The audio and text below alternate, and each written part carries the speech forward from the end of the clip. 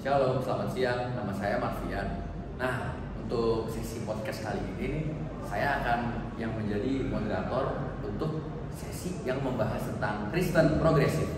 Nah, kali ini kita ada Pak Juan nih, yang cukup pakar di bidang agama, yang akan menjelaskan ke kalian apa sih kira-kira itu Kristen progresif.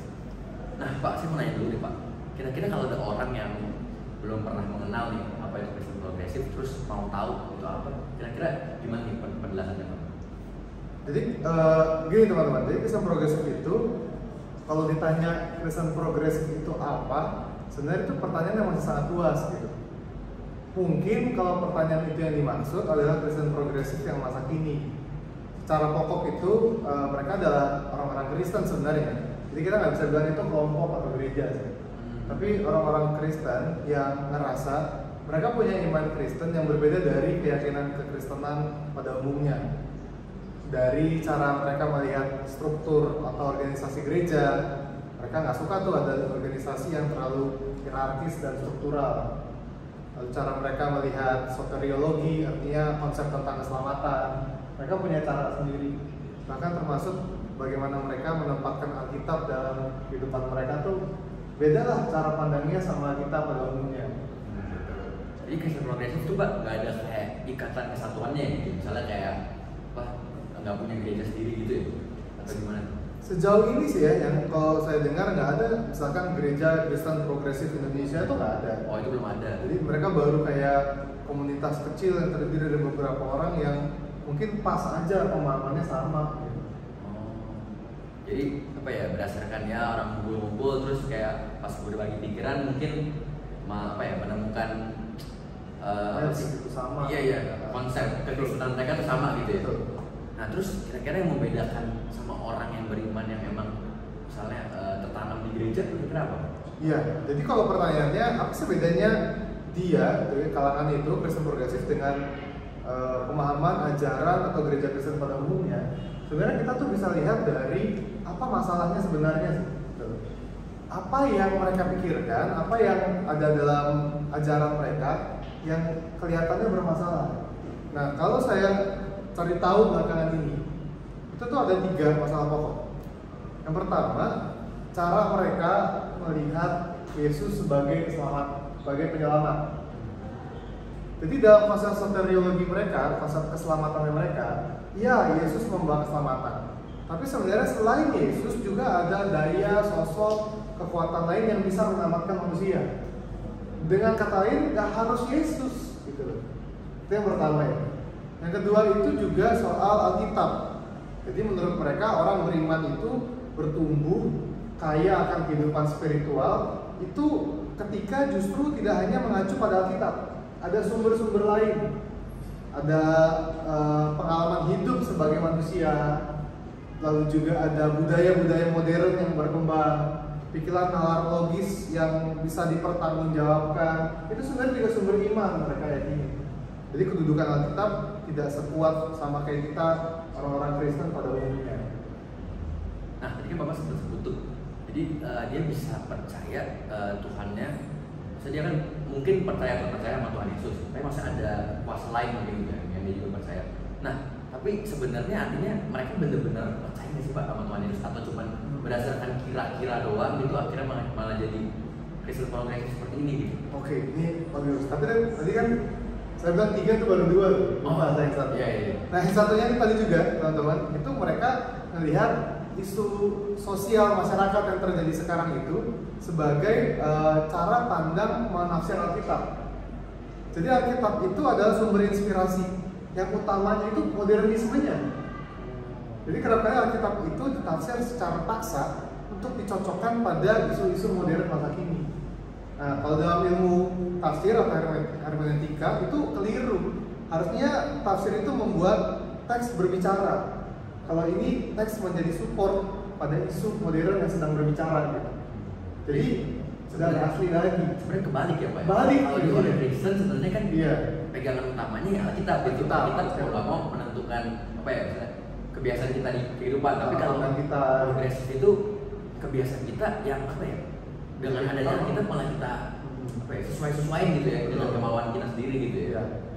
Nah, tadi pertanyaan yang barusan Tapi dia percaya nggak sih sama Tuhan Yesus? Percaya. Nah, yang menariknya adalah kalau dia beda sama kita, kenapa kan pakai kata Kristen kan? Iya benar. Nah, alasannya adalah karena dia percaya Yesus sebagai Kristus. Cuma mereka juga yakin ada sosok lain, ada hal lain yang setingkat dengan Yesus gitu. Cuma mereka memilih Yesus. Nah, itu yang harus teman-teman juga ketahui. Kalau selama ini dalam konsep iman kita itu dikenal sebagai monoteisme kan, menyembah, meyakini, mempercayai satu sosok, satu Allah. Mereka itu bukan monoteisme jatuhnya, tapi monolatri. Di antara banyak kekuatan, banyak Tuhan, yang mereka pilih Yesus. Jadi kalau kita cuma percaya Yesus Tuhan, yang lain bukan Tuhan. Kalau mereka yang lain Tuhan, tapi Yesus Tuhan yang utama buat mereka gitu. Nah, itu monolatri. Nah, mereka kalau beberapa orang melihat cenderung ke sana, karena bagi mereka ada kok yang bisa memberi keselamatan selain Yesus gitu. Nah, gitu. Tadi kan kita udah melihat nih ya ciri-ciri dari orang Kristen progresif itu di mana, yang tadi Pak Jo bahas. Nah, Pak, saya juga mau nanya nih Pak. Tadi kan maksudnya kira-kira apa sih Pak yang menyebabkan orang tuh bisa jadi Kristen progresif gitu? Nah, apa misalnya karena mungkin ya kalau yang saya tangkap, apa karena dia pernah coba-coba agama lain gitu Pak? Terus dia akhirnya nggak yakin gitu sama satu yang dia pengen pilih, atau apa tuh Pak kira-kira? Justru kalau kita berpendapat kayaknya dia pernah mengenal ajaran lain nih, malah enggak. Jadi sebenarnya gini, Marfian, konsep Kristen progresif ini tidak baru-baru sekarang. Ini hal yang udah lama. Kayak misalkan ya, di zaman gereja perdana, zaman gereja purba, gereja awal-awal, itu apakah ada gerakan progresif? Ada. Oh, dari dulu berarti. Iya. Ketika orang Yahudi lihat, kan orang-orang Kristen mula-mula itu orang Yahudi kan? Iya. Lihat kenapa bisa orang Yunani, orang non-Yahudi bisa masuk Kristen, padahal mereka nggak sunat. Jadi mulai ada aliran Kristen Yahudi yang menolak orang non-Yahudi masuk Kristen karena nggak sunat. Nah, karena sunat itu ikatan perjanjian antara Allah dan Abraham kan? Iya. Meneruskan itu. Mana bisa sih orang nggak sunat? Nah, akhirnya waktu itu para rasul berkumpul gitu di Yerusalem memutuskan harusnya kekristenan tidak mengacu lagi pada sunat, tapi pada baptisan. Makanya golongan yang enggak harus sunat pokoknya hilang. Nah, di abad-abad 3, abad-abad 4 awal juga ada lagi gerakan progresif. Waktu itu bicara kristologi, identitas Kristus, yang bilang Yesus itu Tuhan 100% bukan manusia. Yesus itu 50-50, 50% Tuhan, 50% manusia. Bahkan ada yang bilang Yesus itu manusia. Nah, konsili ada lagi, pertemuan orang-orang percaya ada lagi, udah clear, muncul konsep Trinitas. Aliran progresif ini hilang. Jadi aliran progresif ini udah berkali-kali ada. Sekarang ini baru muncul dan kita nggak sadar karena banyak yang nggak belajar sejarahnya. Nah, tapi kenapa? Ini menarik ya. Kenapa? Karena justru bukan dia nggak percaya. Justru ini adalah, saya yakin banget ini adalah orang-orang yang percaya. Ragu kali ya. Mendalami imannya, tapi karena berjumpa dengan modernisme, ngerasa Alkitab gak bisa menjawab isu modern, dia ragu. Nah, keraguannya ini lalu mengawinkan antara iman Kristennya dengan akal nalar logis modern. Jadi ini bentuk, kalau orang-orang bilang itu sinkretisme, perkawinan dua paham. Sedangkan sinkretisme itu dilarang sekali dalam agama dan konsep teologis. Kita boleh terbuka, tetapi tidak boleh mencampur adukan harusnya. Gitu. Jadi sebenarnya mungkin unsur-unsur dari yang mereka udah kenal ya selama mereka itu kecampur gitu ya Pak. Sengaja. Jadi akhirnya kebikin pemikiran satu tuh yang akhirnya jadi progresif gitu. Betul. Nah, tadi kan Pak Juan sempat bilang ya sebenarnya Kristen progresif tuh udah ada dari masa ke masa nih guys. Maksudnya dari generasi yang ibaratnya ya Kristen mula-mula tuh juga udah mengenal gitu ya Pak. Maksudnya progresif tadi ada yang bentuknya mungkin yang awalnya harus sunat tapi bisa akhirnya dipindahin jadi baptis gitu ya Pak. Dan akhirnya orang-orang itu yang dari Bapak bilang sempat menghilang itu tuh gimana? Maksudnya kira-kira dia malah menjadi kecewa gitu karena Kristennya mungkin gak sesuai pemikiran dia dari awal atau gimana tuh?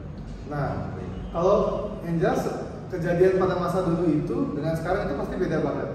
Kalau sekarang kan kita hidup di tengah orang yang masyarakat yang menerima keberagaman, kita terima aja.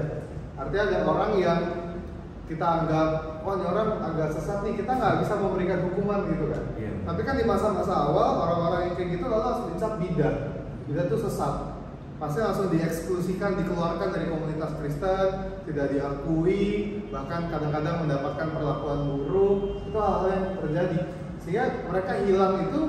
Ya mungkin mereka kecewa, tapi yang jelas mereka hilang karena disingkirkan komunitas pada saat itu. Kalau sekarang kita apakah bisa ngelakuin itu? Kayaknya sih enggak juga. Lebih ke biasa-biasa aja. Betul. Nggak sampai ke tahap itu maksudnya. Nah tadi kan Bapak sempat sebut kata sesat ya Pak.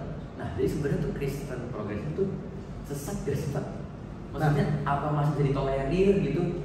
Atau gimana tuh? Nah ini pertanyaan yang bagus, dan ini juga akan menjadi arah sikap kita. Jadi saya bilang ini sikap nih Marvin, bukan tindakan.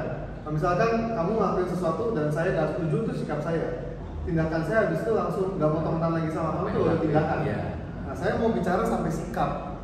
Jadi gimana sikap kita gitu ya teman-teman?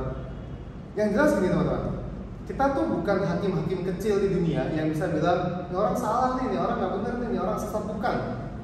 Kita bahkan pada titik harusnya menghargai kalau itu iman mereka. Tapi yang jelas mereka bukan Kristen. Itu bukan ya Pak? Yang jelas itu bukan Kristen. Progresif, tapi sebenarnya bukan. Gak bisa dibilang Kristen. Jadi sekalipun kita menerima, tapi kita menerima dia bukan sebagai Kristen. Karena nilai-nilai Kristennya udah nggak ada. Dia nggak menunggalkan Kristus. Dia ada yang lain. Alkitab tidak jadi sumber yang utama. Seperti itu.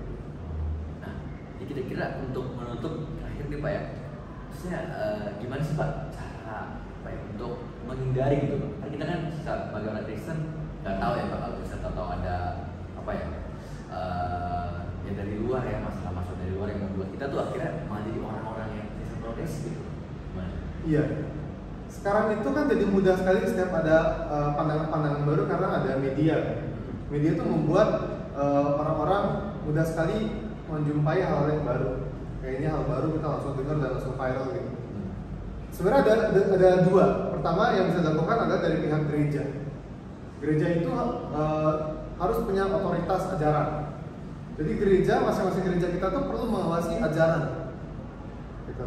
Itu kalau kita sekarang ini di gereja-gereja modern banyak yang semua orang punya kebebasan untuk bicara, tapi jadi semua orang nafsir, membaca, menyimpulkan Alkitab dengan bebas, jadinya kacau, liar, keliru. Jadi sikap otoritas di gereja itu harus kuat, itu yang pertama. Lalu yang kedua adalah kita sendiri nih sebagai pendengar. Maka kita harus mengenal sebenarnya iman kita apa. Kalau kita kenal iman kita dengan baik, dengan benar, dengan cukup mendalam, orang mau bicara apa tuh toh kita udah tahu yang lebih benar. Jadi nggak mempan ya? Iya. Makanya sebenarnya ajakan untuk gereja, ajakan untuk baca Alkitab, bahkan untuk pemahaman Alkitab lebih dalam, itu buktinya dari ini kita bisa membentengi diri. Seperti itu dua caranya sih. Oke. Nah, karena kita sudah mendengar dari Pak Juan, kita kan jadi bisa tahu nih guys, bedanya Kristen orang Kristen progresif dan orang Kristen yang emang benar Kristen. Nah, terus jangan lupa nih kuatin diri kalian, kuatin iman kalian, terus ke gereja lah, biar gak jadi orang-orang yang Kristen progresif, tapi bisa benar-benar mengenal Tuhan kalian nih, dan bisa menguatkan iman kalian. Nah, terima kasih ya Pak Juan ya. Oke. Atas penjelasannya, saya juga jadi tahu nih apa Kristen progresif. Ya, Oke. Ya, oke, thank you. Jadi kita akan menutup podcast kali ini. Thank you guys.